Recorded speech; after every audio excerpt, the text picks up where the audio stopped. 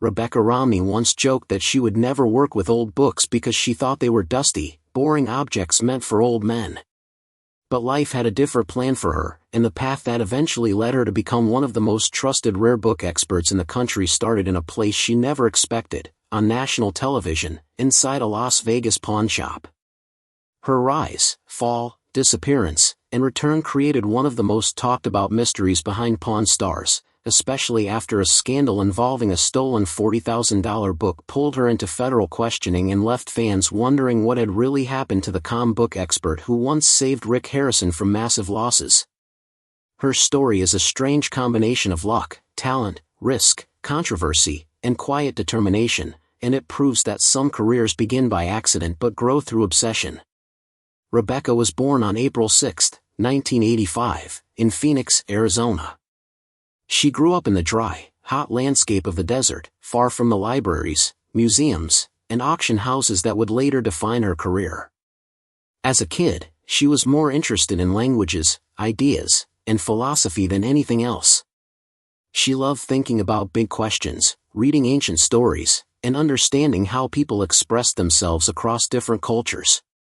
Books interested her, but not the physical objects. She cared more about what they said rather than how rare or valuable they were. She once said that if someone had told her she would one day work with books worth more than most houses, she would have laughed. When she went to college at 18, she imagined herself becoming a professor or a translator. She thought she would spend her life moving between classrooms, chalkboards, essays, and deep conversations. Instead, she taught herself languages. Not one. Not two. 6. English, French, Japanese, Latin, ancient Greek, and even some Old English. She studied for 12 hours a day and pushed herself harder than anyone required. She was the type of student who didn't simply learn the translation of a text. She wanted to understand the world behind it. During her university years, she once translated a Greek papyrus from 300 BC for a major exam, and her professors were stunned by how easily she worked through something that most students would have struggled with for weeks. Her natural talent continued to grow, and she graduated with honors in philosophy and classical studies from Brigham Young University. Her senior thesis compared two ancient Greek fragments of Plato's Republic, something most students would never attempt. At that point, nobody knew that this unusual combination of language skills and philosophical training would become the foundation of her future career. In 2007, right after graduation, she applied for a job that she completely misunderstood. She thought she was applying for a management position at Bauman Rare Books in Philadelphia. She assumed it would be an office job, maybe something related to organizing or scheduling. Instead, when she walked into the interview, she realized the job was for a rare book specialist, someone who handles fragile, expensive, historical books and documents. She almost walked out, thinking she had made a fool of herself. But she stayed, told the truth, admitted she had no experience, and to her shock, she was hired anyway. Her language background gave her an edge, because many rare books require understanding old writing, unusual printing methods, or long-gone languages.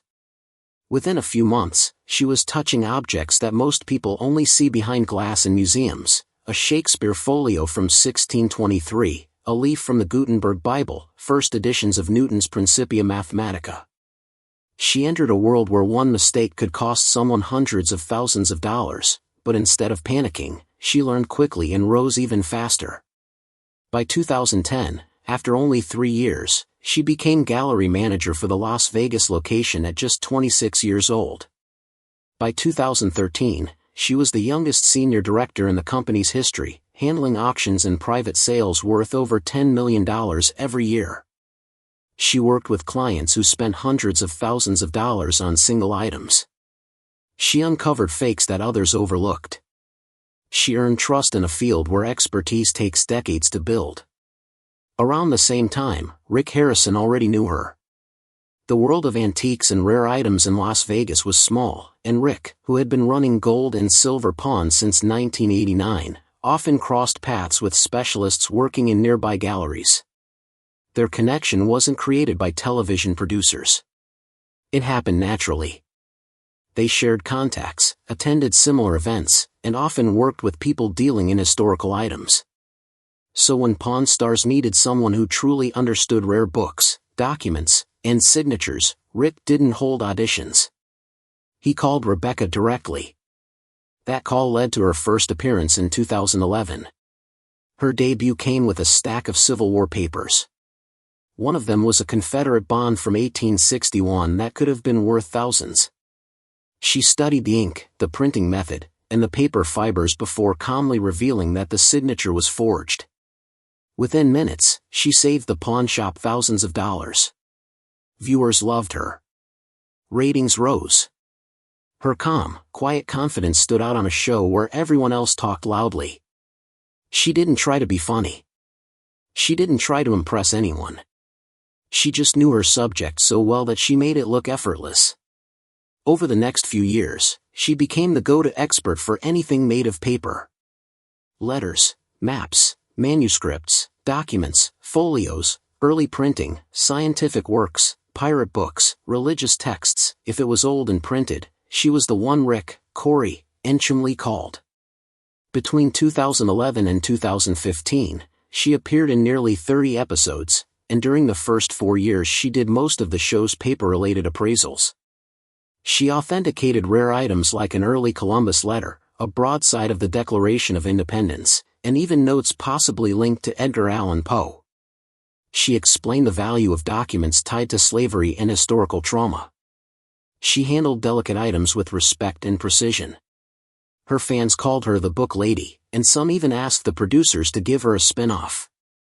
Not every moment was dramatic, but some episodes became classics. In 2012, she saved Chumlee from being fired by confirming the authenticity of a Charles Lindbergh signature. In another episode, she warned Rick against buying documents tied to Confederate assets that disappeared in 1865 and were connected to a shipwreck discovered in 2003. She kept the shop out of potential legal trouble. She stopped Rick from buying a fake Shakespeare folio that would have cost tens of thousands. She correctly valued a first edition of Darwin's On the Origin of Species at $75,000. She impressed viewers with her knowledge, but she also impressed collectors and historians who watched quietly from the sidelines. Everything went smoothly until 2014. That year, an episode featuring an 1841 Book of Mormon started a slow and quiet crisis. A seller came in with the book. Rebecca examined it, valued it at $40,000, and Rick bought it for $24,000. But after the episode aired, whispers spread online that the book had been stolen from the University of Utah's Marriott Library. Soon, according to rumors, the FBI became involved. Some claim the book was seized. Some claim the shop lost money. And some claim that Rebecca was questioned by federal agents about how stolen items could pass through the show without detection. No official statements were ever released. No charges were made public. But the timing raised eyebrows. Because in January 2015, after appraising a pirate book worth $1,000, Rebecca suddenly disappeared from Pawn Stars. She never returned for a regular episode again. There was no farewell. No announcement. No explanation. Forums exploded with questions. Some believed she was fired.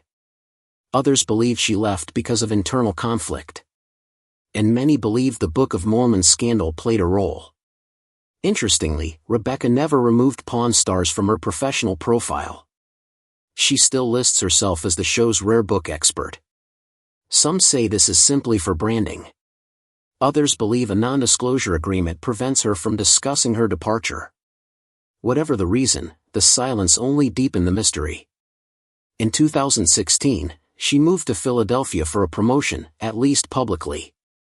She continued rising within the rare book world, later moving to Brooklyn, then Washington, D.C. She married J.P. Romney, an author and historical researcher distantly related to former presidential candidate Mitt Romney. Although Rebecca became loosely connected to a famous political family, she always insisted that politics had nothing to do with her work. The marriage ended by 2023, and she rarely spoke about it. In 2017, she and JP co-wrote Printer's Error, a book filled with strange, humorous, and shocking stories from book history. It talked about forged Galileo copies, Dickens's battles over copyright, and the mysteries of the Gutenberg Bible. The book received strong reviews and gave Rebecca a respected public voice separate from reality TV. In 2019, she co-founded Type Punch Matrix, a rare book firm in Maryland. It quickly became known for handling bold, high-value, and culturally important items. Within months, they were selling pieces worth hundreds of thousands of dollars. The company grew quickly and attracted major collectors, museums, and libraries. Rebecca wasn't just selling books, she was reshaping the field. She also co-created the Honey and Wax Book Collecting Prize in 2017. The prize gives $1,000 each year to women under 30 who build surprising and creative book collections. It helped encourage young women to see themselves as collectors, a space historically dominated by men. Winners collected everything from botanical hybrid works to military-themed sets. The prize became an influential part of the book world. In 2025, Rebecca released Jane Austen's Bookshelf, a powerful investigation into the forgotten women writers who influenced Austen. She explained how authors like Frances Burney, Anne Radcliffe, and Charlotte Smith were once famous but became erased over time. She showed data revealing how women's books were less likely to survive, be reprinted, or be taught. Her research sparked conversations about hidden sexism in literary history. Critics praised the book, and it sold tens of thousands of copies within weeks. Her collection of 18th-century women writers grew to more than 50 rare books. She used those books as evidence in her research. She found printing numbers, tracked survival rates, and studied which authors were preserved and which ones were forgotten. Her discoveries showed how entire literary traditions disappeared simply because they were written by women. Her career also expanded into teaching. Since 2015, she has been a core instructor at the Antiquarian Book Seminars, where she trains over 100 new rare book dealers every year.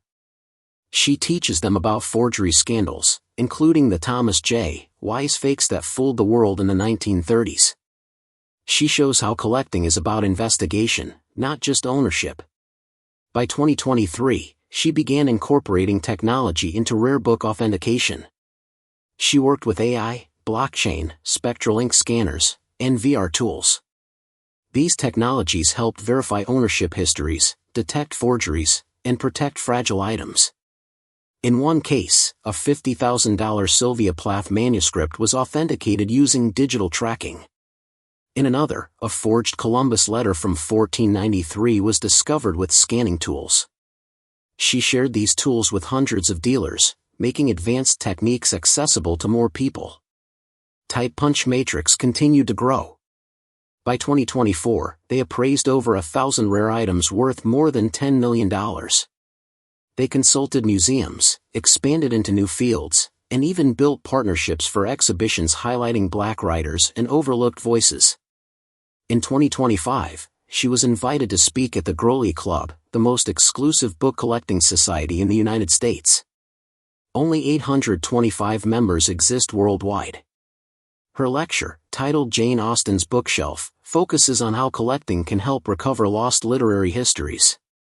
Rebecca's journey from a nervous interviewee at a rare book shop to one of the most respected and innovative figures in the field is filled with strange twists, quiet battles, intense research, personal reinvention, and moments of public mystery.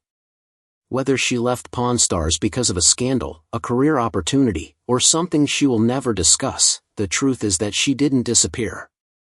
She simply moved into places where her passion for books, history, and forgotten voices could grow without cameras. Her work today continues to uncover hidden stories. She helps museums find the pieces they've missed.